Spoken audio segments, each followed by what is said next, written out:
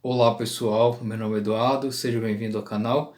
Esse é um vídeo para falar sobre o livro A Cidade Antiga de Fustel de Coulanges. É uma obra considerada clássica para aqueles que desejam entender a cultura e a história da Grécia Antiga e da Roma Antiga. Esse livro foi publicado originalmente em 1864, né, por Fustel de Coulanges, que era um francês historiador e que tinha ideais positivistas e que aplicou as ideias cartesianas, do René Descartes à história, e justamente para narrar como se originou as cidades antigas da Grécia e de Roma também. Então ele narra aqui todo o desenvolvimento, todas as mudanças que ocorreram na Grécia Antiga e também um pouco sobre a Roma Antiga. Então é um livro realmente considerado fundamental, onde várias universidades, vários cursos que tratam sobre Grécia Antiga recomendam essa obra como sendo aí um dos clássicos sobre o tema, né? Na época em que foi publicado, ainda em vida, o Fustel de Coulanges foi reconhecido por essa obra, A Cidade Antiga, e tem ainda várias republicações até hoje, né? Em português existem várias traduções, e essa aqui, que é a edição que eu gosto bastante, é a edição publicada pela editora Ediouro, que tem capa dura, né? Como vocês podem ver, e tem a tradução de Aurélio Barroso Rebelo e Laura Alves, né? Então, nessa versão em capa dura da edição Ediouro, né? E tem uma introdução e ao final tem ainda referências sobre vocabulários e palavras utilizadas ao longo do texto. Então é uma obra também que eu acho muito interessante pelo fato de conter ilustrações internas, né? Ao longo de todo o livro existem ilustrações que vão te dando aí noção sobre a Grécia Antiga e sobre a Roma Antiga em seus vários aspectos, especialmente culturais também, etc. Né? Então é uma obra que seria considerada aí básica, né? Está sempre nos 10 títulos, né, das 10 obras recomendadas sobre cidade antiga, sobre a Grécia Antiga e Roma Antiga. A Cidade Antiga de Fustel de Coulanges está aí entre os mais recomendados também, né?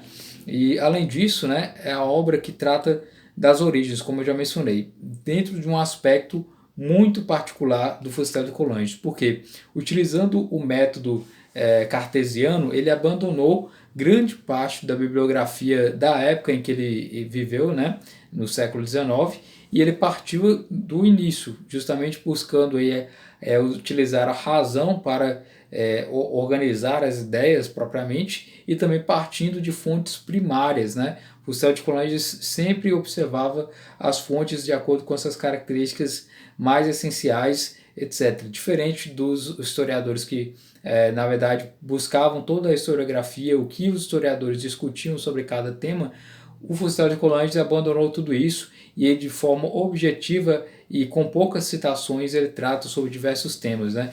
Tentando sempre dar uma clareza e uma objetividade no texto. E é por isso que teve muito sucesso na época e ainda até hoje, justamente pelo fato de ter aí uma forma de escrever de forma direta, que é fácil, de fácil entendimento, que as pessoas vão ler e entender do princípio até o fim aquele texto, sem muito academicismo, sem muita técnica elaborada própria da academia. Então é uma obra que fala não apenas ao público que é estudioso sobre o tema, mas também para todos aqueles que desejam entender mais sobre a Grécia Antiga e a Roma Antiga, né? Além disso, além de utilizar essa forma particular de escrever a história, né, utilizando esse método cartesiano, ele teve ainda outras inspirações com base em alguns escritores da Alemanha, né? Mas, em geral, ele prioriza aí os historiadores antigos como fonte, né? E é uma obra realmente muito interessante, justamente pelo fato que trata sobre os aspectos mais importantes da cultura greco-romana. Temos vários livros que o autor divide. Tem o livro primeiro, que trata das crenças antigas, o livro segundo, que trata da família, o livro terceiro, que trata da cidade, o livro quarto, que trata das revoluções, e o livro quinto, que trata sobre o desaparecimento do regime municipal. Então, 5 livros para tratar esses temas essenciais. E é interessante que o Full Sail Colonies ele começa justamente da base, né? As crenças individuais, as crenças religiosas. No livro primeiro, então ele trata das crenças antigas, onde ele trata sobre a ideia da morte, da alma, onde ele trata da ideia do culto aos mortos, que era utilizado na Grécia Antiga, né, em Roma Antiga também, né, a ideia do fogo sagrado e da religião doméstica. Então, tratando aí daquilo que é mais individual, né, tratando da crença particular e em seguida da própria crença familiar, para depois, em seguida, tratar sobre a crença no sentido mais amplo, né, com várias pessoas aí depois na cidade e depois aí no próprio Império Romano, né, em larga escala, etc. Né? Então, partindo aí para o segundo livro, o livro segundo ele trata sobre a família, ele relaciona as ideias religiosas à família e tratando sobre os seus diversos institutos, por exemplo, o casamento, né, o direito de propriedade, o direito de sucessão, tudo isso está interligado propriamente com a religião que aqueles povos antigos praticavam. Né? Além disso, ele trata sobre a moral na família, trata sobre vários aspectos, né, nesse sentido aí, em relação à família. Né? Além disso, no livro terceiro trata sobre a cidade. Então, primeiramente, partindo do indivíduo, né, e suas crenças particulares, depois para um grupo menor, que é a sua família, e agora para um grupo maior ainda, que é a cidade, que seria, como diz Aristóteles, o agrupamento de famílias. Né? E aqui, nesse livro terceiro, ele vai falar sobre a formação da cidade, como ela se formou, né, o culto ao fundador, os deuses da cidade, a própria religião que era utilizada nas cidades, né, os rituais, etc., as formas de governo da cidade também, né, demonstrando aqui como eram utilizadas os vários aspectos, por exemplo, da magistratura, a lei, né, contratos, né, a ideia do espírito municipal, enfim, é algo que trata justamente sobre o direito em se tratando da cidade e essas várias aplicações.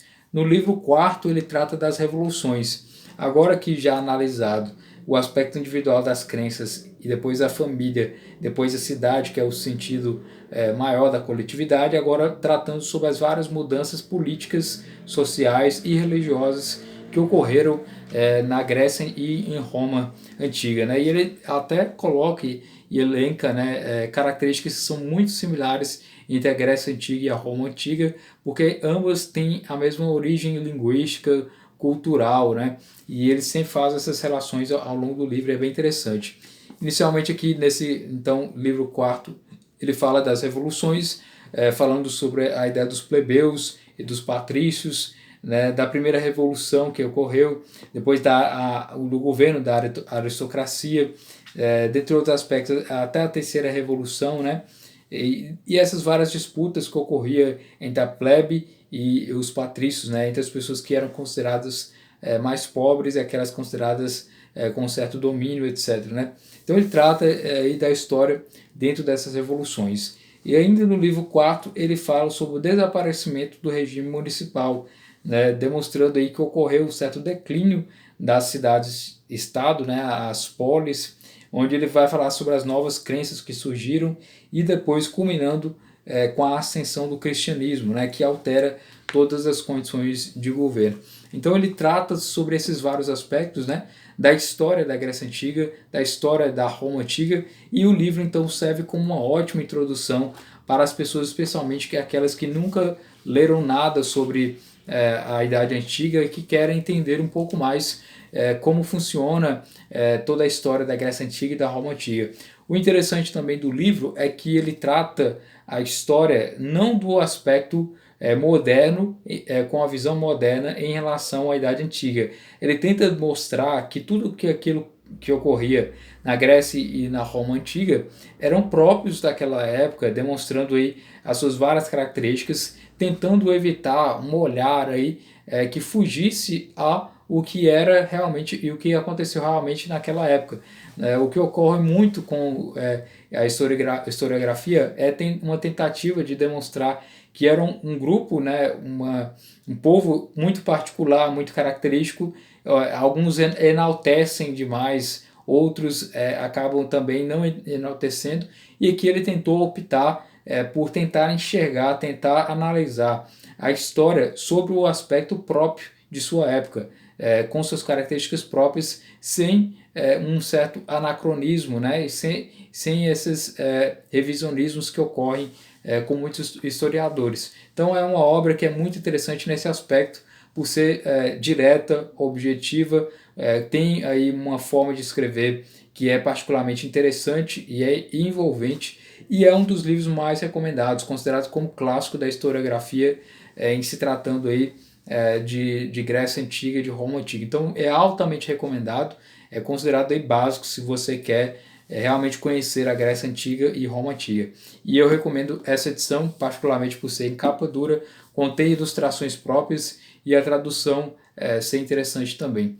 Então é isso, espero que você tenha gostado desse vídeo, se inscreva no canal, curta, compartilha, muito obrigado pela atenção.